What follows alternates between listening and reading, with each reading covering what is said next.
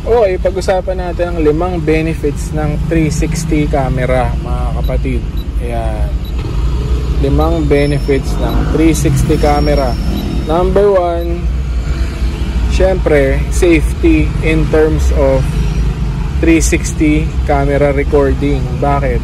Kasi kapag na-involve kayo sa aksidente, knock on wood, ang pinakamatibay na ebidensya na pwede nyong gamitin kung sakaling kasuhan kayo ng reckless imprudence ay video evidence, diba?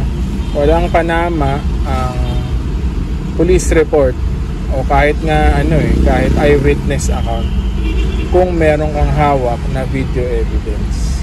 At ang maganda pa doon, di mo kailangan maipagtalo sa kalsada kung sakaling magkagitgitan, tapos ang tendency ng mga tao, alam nilang mali sila, palalabasin, ikaw yung mali, gaslighting ka pa. Kasi siningit mo, kasi ganyan. Di mo kailangan maipagtalo rin kasi meron kang 360 camera, diba? Meron kang video. At pag normal na dashcam, nagre-record siya sa harap, diba? Kaya nga dashcam Pero kapag 360 camera, may recording ka sa paligid ng auto mo, walang parte na walang video recording.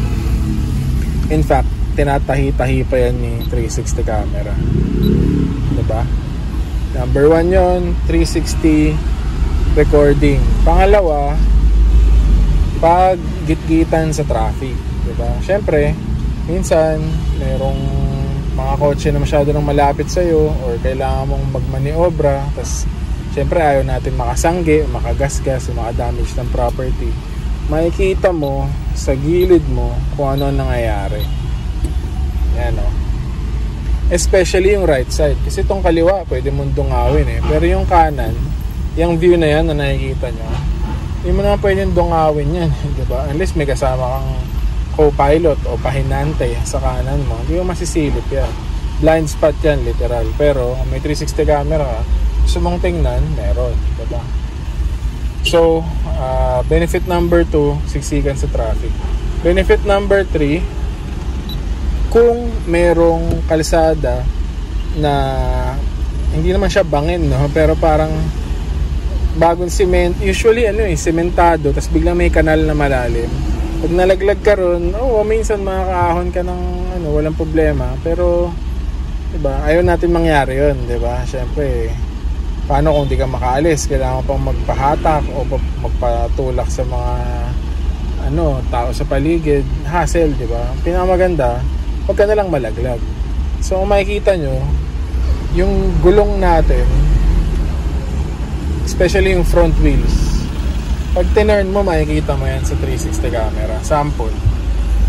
Ayan Ito nyo yung front wheels ko. Ayan. Pag tinurn mo yung front wheels mo, makikita mo yan. So yung buong gilid, kaliwa at kanan ng sasakyan mo, kita mo yan.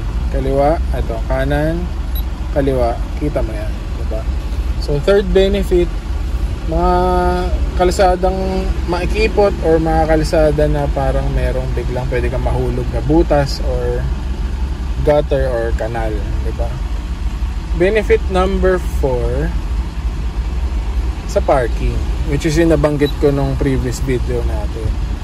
Syempre, sanay naman tayong gumamit ng side mirror, sanay naman tayong gumamit ng rear view mirror sa pagpapark. Pero, syempre 2023 na mga kapatid di ba? So, medyo pagbigyan naman natin yung mga sarili natin, pwede tayong gumamit ng ng mga conveniences ng buhay, diba? Pwede tayong gumamit ng teknolohiya para mapadali ang buhay. Bakit hindi? Diba? Ngayon, kung old school ka, kahit naman ako, kaya ko naman magparada ng walang 360 camera. Diba? Baka sabihin ng iba, paano wala kang camera, hindi mo maiparada? Syempre hindi. Dapat side mirror lang sa rear view mirror, kaya mo na, diba?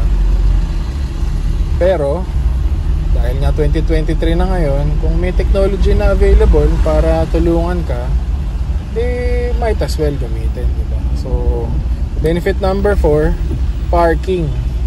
And last but not the least, mga kapatid, aminin na natin at hindi, pogi, di ba?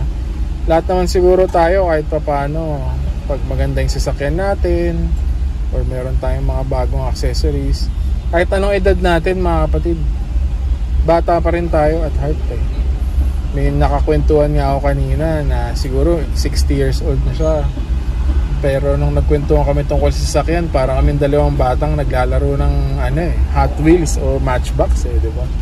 Kasi oo, tumatanda tayo physically, pero deep inside bata pa rin tayo di ba? Na syempre gusto natin pogi tayo, gusto natin enjoy yung mga sasakyan na para tayo naglalaro, di ba? Toys for the big boys, ika. So yun ang para sa akin ang 5 benefits ng pagkakaroon ng 360 camera. Kung interested kayo, itong unit natin na Vitopia, so may video tayo tungkol dito. Home service siya, na installation, inaabot ng halos 50,000 I think. Sulit ba yun? May mga head unit na Android na 7,000, may Android head unit ka na. Kung kailangan nyo lang is touchscreen, tapos Bluetooth and Waze and ganyan, kapitan nyo ng SIM card or i-hotspot nyo sa phone nyo, pwede na yun, hindi naman kailangan 50,000. Nagkataon lang na para tumakbo daw, sabi ng Nevitopia, para tumakbo yung 360 cam, kailangan niya ng medyo mataas-taas na spec na head unit. Yun, kaya medyo napamahal. Kung 2 years ago, hindi ko nang alam kung anong presyo ngayon, mas mahal na ba, mas mura na ba, hindi ko talaga sure. Pero kung interested nga kayo, check out nyo yung Navitopia. Ang Growl Audio, hindi ko alam kung meron silang 360 na ino-offer, hindi ko pa nare-research.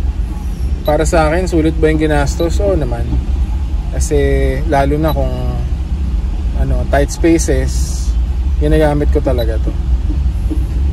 So yun lang, thanks for watching, salamat sa pagsubaybay, mga nag-PPM, mga nagko-comment, maraming salamat mga kapatid. Tutuloy-tuloy natin ang paggawa ng videos hanggang may nanonood, hanggang may nakaka-benefit ng ginagawa natin, tutuloy natin siya. Hanggang sa muli, paalam!